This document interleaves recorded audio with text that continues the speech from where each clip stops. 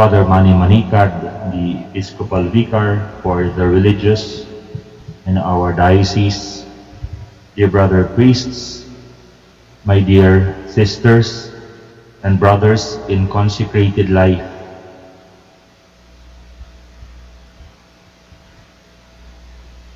The two persons which we encounter in the Gospel today, Simeon and Anna, exemplify the religious life, a life of consecration. But in what manner? Simeon and Anna had been waiting for the revelation of the Messiah. They received through an inspiration of the Holy Spirit that they will be able to see Him. And so they waited at the temple. Why at the temple and not anywhere else? Because the temple is where God meets His people. The temple is an image of the church, although it is a physical thing, a physical building. Yet more than just a physical building, it is an event. It is an event.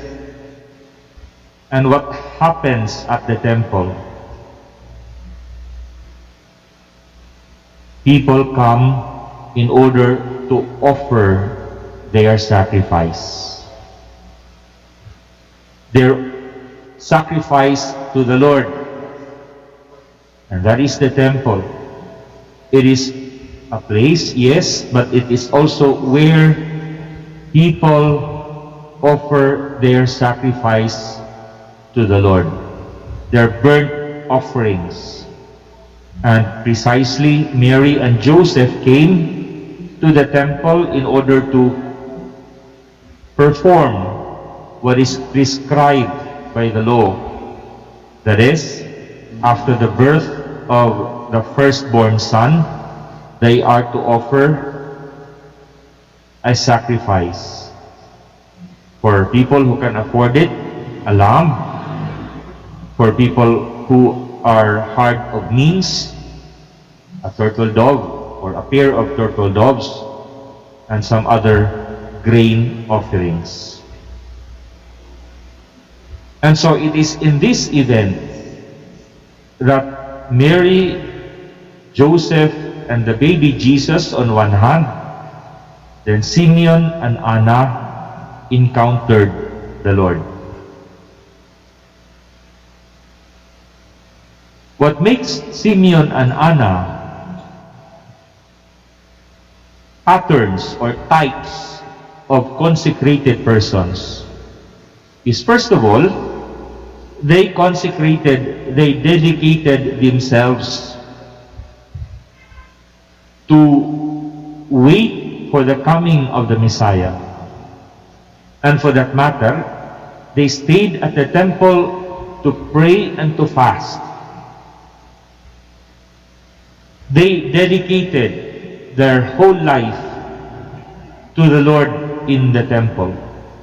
And while all others were coming to the temple in order to offer lamb,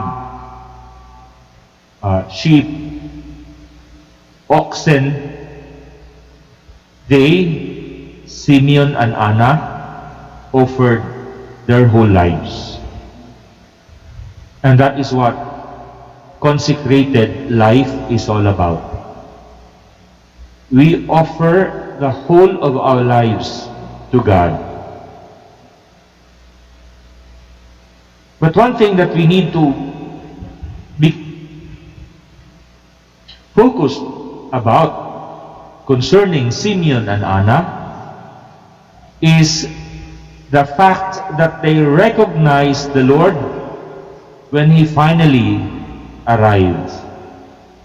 When he finally revealed himself, Simeon and Anna recognized him.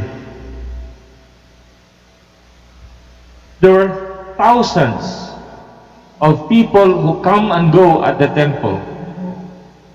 Every day, perhaps, people bringing their children, bringing their babies, come in order to perform the Jewish prescriptions.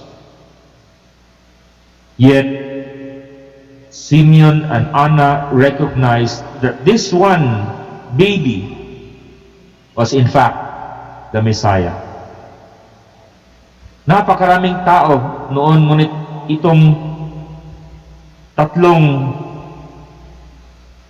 tao, isang mag-anak, ama, ina at bata, dito lang nila nakilala o kinilala nila na ito na nga ang Mesiyas.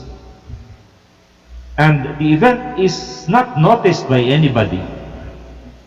It's not like Mary, Joseph, and the baby Jesus came, and then Simeon with a loud speaker spoke to everybody, and everybody noticed that this is the Messiah. It wasn't like that at all. The encounter was more of a personal one. Sila-sila lang. Simeon prophesying and telling Our Lady the child will be a sign of contradiction. And sorrow like a sharp sword shall pierce your heart, so that the thoughts of many will be laid bare. What made Simeon and Anna recognize the Lord among many others is because Simeon and Anna, first of all, had been enlightened by the Holy Spirit, and the response to that enlightenment was one of total dedication, of prayer, of a life of prayer and penance. And this is where we go into consecrated life.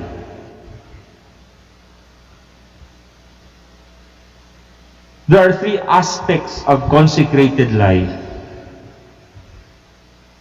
that can help us either to recognize or can hinder us from recognizing the presence of the Lord in our lives. The first one is the apostolate. I say the apostolate can either help us or hinder us from recognizing the Lord in our life. And you might wonder, how can that be? When the apostolate, the thing that we do as religious, the thing that you do in your community, the apostolate that you do, isn't that supposed to be the charism that God has sent you, and your fidelity to that is the best possible way you can recognize the presence of Jesus? Well, not necessarily. Because if the apostolate is detached from our relationship with God, and we begin to focus on needs that are basically human alone, pagpapakain, pagpapagamot, pagbibigay ng payo, pagtulong sa mga mahihirap, o di kaya pagbigay ng catechesis, lahat namang ito ay gawain para sa Diyos. Pero posible na sa ating paggawa nito, ang supernatural aspect is set aside, and we become all too human in our performance of the apostolate. Na tinitingnan lang natin ang tao bilang isang tao na nangangailangang pakainin. Na tinitingnan lang natin ang isang tao na may problema, nabigyan ng payo. Na tinitinang lang natin ang isang taong naghihirap, nabigyan ng trabaho, di kaya gamot, whatever. We are helping, yet if there is no supernatural dimension to it, if we don't seek out the Lord, or if there is the Lord, the Spirit is not flowing from our hearts to the one we are serving, it becomes all too human. And for that matter, we can be very successful in what we do, and yet, in the end, we have become nothing but glorified social workers. That's why, whatever is our apostolate, we must always connect it to our spiritual life, to our spiritual relationship with the Lord. The second aspect of religious life, which can hinder or promote our recognition of the Lord, is personal life. Yung personal concerns natin, yung mga personal issues natin, yung mga worries sa ating family, yung mga burdens na dala-dala natin nung kabataan pa natin, yung mga insecurities at mga desires na nanggagaling sa ating pagkatao, hindi naman masama.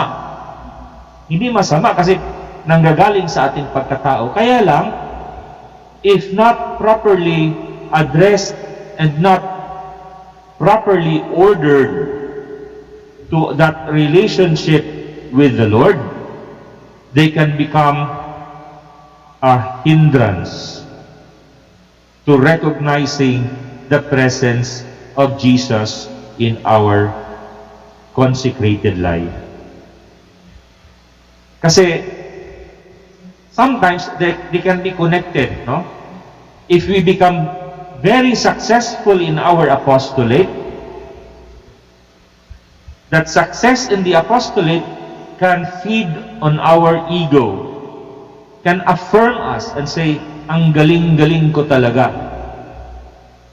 To the point that we forget it is not the self that we are serving, but it is God. Or it could be the other way around. We fail in the apostolate. Our apostolate has been fruitless for many years.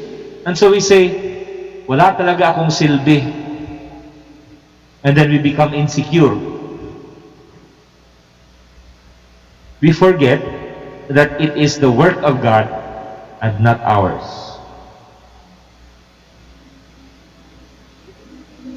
Personal issues can come in the way of recognizing Jesus in our consecrated life. And then, another aspect, the third aspect would be communal or community life. And it's very much connected to our personal issues. Kasi nga, the way we relate with the members of the community is very much conditioned by your own personal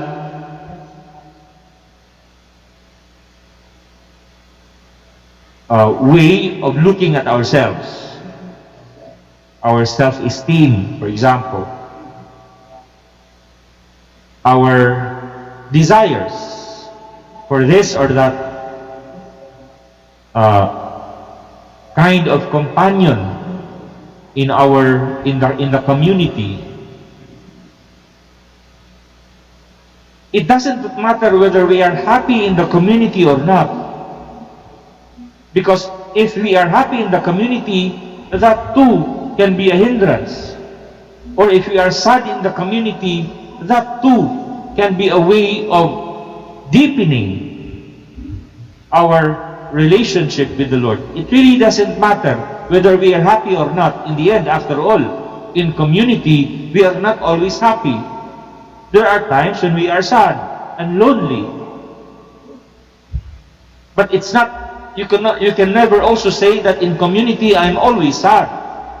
Because it's always a mixed bag of excitement, downturns, mga tampuhan, mga hindi pagkakaintindihan, mga irritations, but there are also moments of joy and affirmation.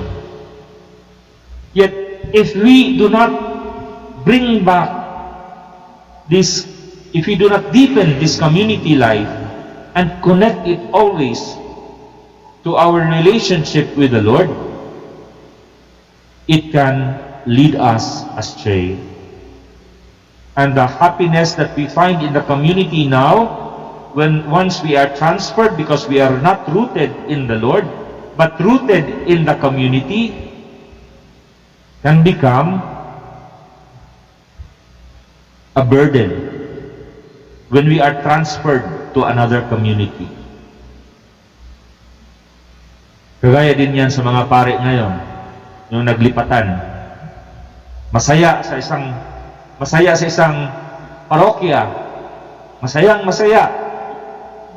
Ngunit kapag ang kasiyahang yan ay hindi rooted sa kanyang ugnayan sa Panginoon, ay lipatan na, kaya malungkot na. Kasi nga, ang source ng kanyang kasiyahan ay yung present parokya niya. So that when he gets transferred, his heart is left behind. Paano na lang ang susunod na parokya? And so, Simeon and Anna were able to wait for such a long time, because no matter if day in and day out they were, we may say, disappointed because they were not able to see the Messiah. Can you imagine? Anna had been there for what? 50 years or more.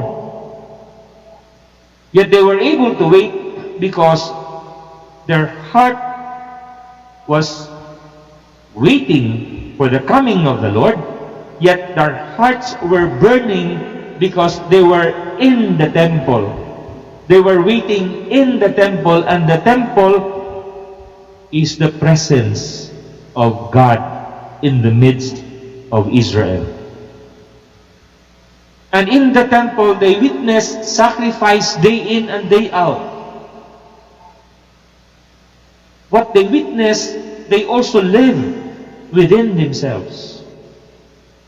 Something that we also must be able to see. If we stay in the church, if we stay in community, if we stay in communion with Jesus, every day we celebrate the Eucharist, recognize in the Eucharist the presence of Jesus and His sacrifice. After all, the Eucharist is sacrifice. Jesus offering Himself up to the Father. So that is the way our nourishment, we get nourished by the Eucharist, because in the first place, the Eucharist is a sacrifice, and it affirms, it lifts up our own pains and difficulties. At the same time, it affirms us in our vocation, because we every day recognize Jesus present to us in the Eucharist. And this recognition of both sacrifice and presence should be the fire that should burn within our hearts and should overflow into the apostolate, should purify our personal life and vivify our communal life. Like Simeon and Anna, we wait, but at the same time, we witness. Waiting and witnessing. That's what both these two persons were spending their life on. Just like consecrated life. We wait, but at the same time, we witness. Jesus constantly offering himself. Jesus present to us daily in the Eucharist and in our moments of silence and prayer.